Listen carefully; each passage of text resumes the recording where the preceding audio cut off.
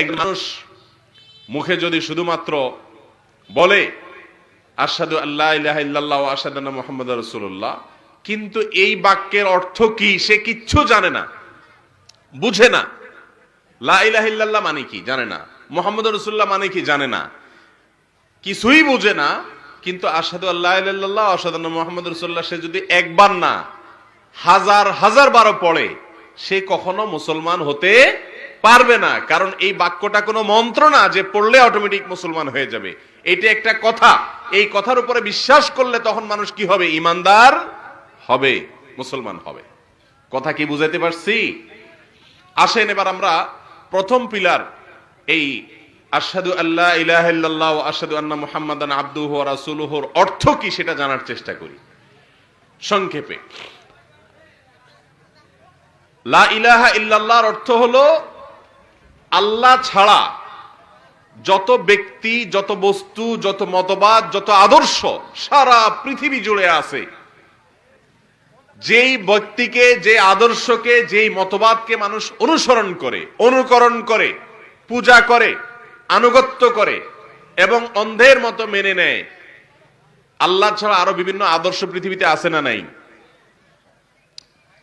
কেউ ধরেন প্রতিমাকে উপাসনা করে, আছে না নাই?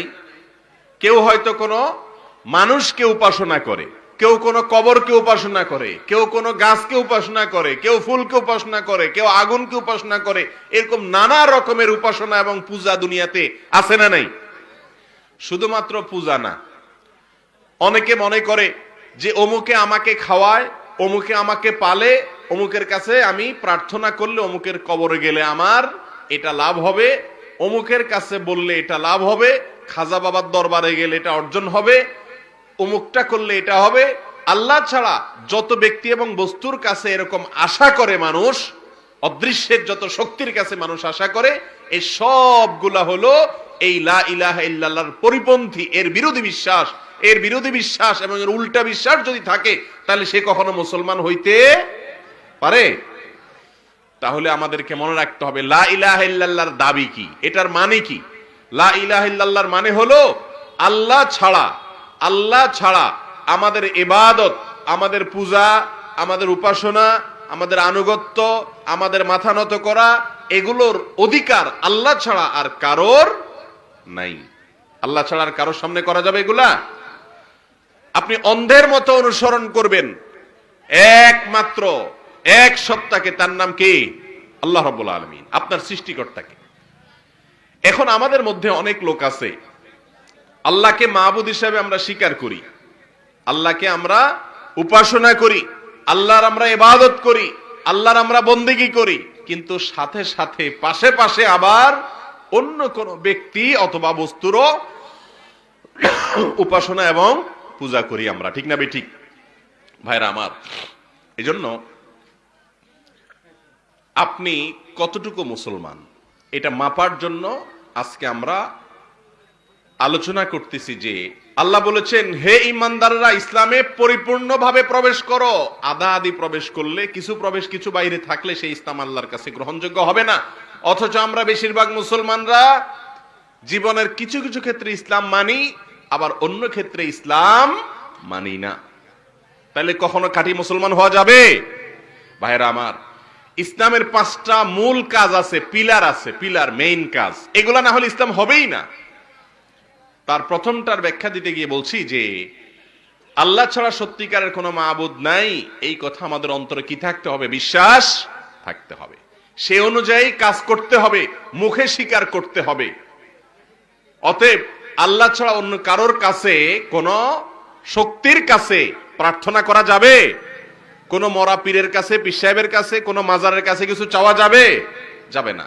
কোন দল মত, রাজনৈতিক আদর্শ যত যা আছে পৃথিবীতে, সকল আদর্শ পায়ের নিচে একমাত্র আদর্শ হলো কার? আল্লাহ রাব্বুল আলামিনের। গোলামি কার হবে? দাসত্ব কোন দলের না, কোন ব্যক্তির না, কোন হুজুরের না, কোন পীরের না, কোন মুরব্বীর না, কোন গোষ্ঠীর না, কোন শক্তির না। একমাত্র দাসত্ব এবং গোলামি হবে কার? আল্লাহ। মুখে তো এটা সবাই বলি আমরা, কিন্তু দেখা যায় যে যেই দলে, যেই যেই গ্রুপে, যেই যেই হুজুরের, যেই যেই পীরের ভক্ত, অনেক সময় দেখা যায় যে সে পীর যদি অন্যায় করতে বলে, সে মাজারে গিয়ে দেখা যায় সিজদাও করে, সন্তানও চায়, ব্যবসার উন্নতিও চায়, সবকিছুর তারাক্কিও চায়। এই রোগটা আমাদের মধ্যে আছে না নেই? আল্লাহ তাআলা আমাদের সবাইকে খাঁটি মুসলমান হওয়ার তৌফিক দান করুন। ভাইরা আমার, এই পৃথিবীতে ভেজালের কোনো মূল্য আছে? ভেজালের কোনো দাম আছে? সবাই কিন্তু খাঁটিটা চায়। আর আমার আল্লাহ, আপনার আল্লাহ, আমাদের রব, তিনি আরো বেশি খাঁটিটা চান। এই জন্য তিনি কোরআনে কারিমে বলেছেন যে তোমরা তোমাদের রবের ইবাদত করো মুখলিস আল্লাহুদ্দিন, তার জন্য তোমাদের ঈমানকে খাঁটি করতে হবে, পিওর করতে হবে, কোনো ভেজাল করা যাবে না। কালিমার শেষ অংশ মুহাম্মাদুর রাসূলুল্লাহ, আশহাদু আন্না মুহাম্মাদান আবদুহু ওয়া রাসূলুহু। আর আমি সাক্ষ্য দিচ্ছি, আমি কথা দিচ্ছি যে আমি বিশ্বাস করি মুহাম্মদ সাল্লাল্লাহু আলাইহি সাল্লাম তিনি আল্লাহর গোলাম এবং আল্লাহর রাসূল। আল্লাহর গোলাম এবং আল্লাহর রাসূল। গোলাম এবং রাসূলের মানে কি? মানে তিনি আমাদের আল্লাহর পর্যায়ে না, বরং আল্লাহর গোলাম। তিনি আল্লাহর দাস। আমরা যেরকম আল্লাহর গোলাম, তিনিও আল্লাহর গোলাম। আমাদের দেশে অনেক লোকজন আছে যারা মনে করে রাসূল আর আল্লাহ প্রায় একই, নাউজুবিল্লাহ। আছে না নাই এরকম মানুষ? অথচ রাসূল কে? আল্লাহর গোলাম, আল্লাহর দাস, আল্লাহর সৃষ্টি। তবে হ্যাঁ, আমাদের সাথে তার পার্থক্য হলো আমরা সাধারণ মানুষ আর তিনি আল্লাহর মনোনীত রাসূল, আল্লাহর মনোনীত দূত, নবী। আমরা সাধারণ মানুষ, এ হলো পার্থক্য।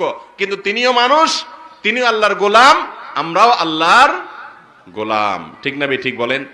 খ্রিস্টানরা মনে করে তাদের নবী ঈসা আলাইহিস সালামকে তারা বলে আল্লাহর পুত্র, নাউজুবিল্লাহ। আবার ইহুদিরা উযায়ের আলাইহিস সালাম নামে একজন নবী, তার সম্পর্কে বলে তিনি আল্লাহর পুত্র। এরকম আরো অনেক ভুল বিশ্বাস বিভিন্ন ধর্মের মানুষের মধ্যে আছে। ইসলাম আমাদেরকে বলেছে কুল হুয়াল্লাহু আহাদ, হে রাসূল বলে দেন মানুষদেরকে আল্লাহ এক, আল্লাহর কোনো হেল্পার নাই, আল্লাহর কোনো পার্টনার নাই, আল্লাহর কোনো পরিবার নাই, আল্লাহর কোনো সন্তান নাই, আল্লাহর কোনো বাহিনীর দরকার হয় না, আল্লাহর কোনো সহযোগিতার দরকার হয় না। আল্লাহ কোন বললে সাথে সাথে হয়ে যায়। আল্লাহর কোনো এজেন্ট বা দালাল আছে না নাই? নাই। আল্লাহর কোনো দালাল আছে? দুনিয়ার নেতাদের দালাল থাকে, কিন্তু আল্লাহর কোনো দালাল থাকে না। আল্লাহর কাছে সরাসরি একজন রিকশাওয়ালা, একজন দিনমজুর, একজন সাধারণ কৃষক, একজন অশিক্ষিত মানুষ, একজন ছোট মানুষ, একজন নারী কি একজন পুরুষ, যে কোনো মানুষ যে কোনো সময় আল্লাহর কাছে দুই হাত তুলে চাইলে সরাসরি সেটা আল্লাহর কাছে পৌঁছায় যায়। দুনিয়ার কোন রাজা বাদশার সাথে মিলে না। এরকম ঈমান রাখতে হবে। আশহাদু আন্না মুহাম্মাদুর রাসূলুল্লাহর দাবি হলো, এর অর্থ হলো আমি সাক্ষ্য দিতেছি যে মুহাম্মদ আল্লাহর গোলাম, মুহাম্মদ আল্লাহর রাসূল, কিন্তু তাই বলে তিনি আল্লাহর সমান না, তিনি আল্লাহর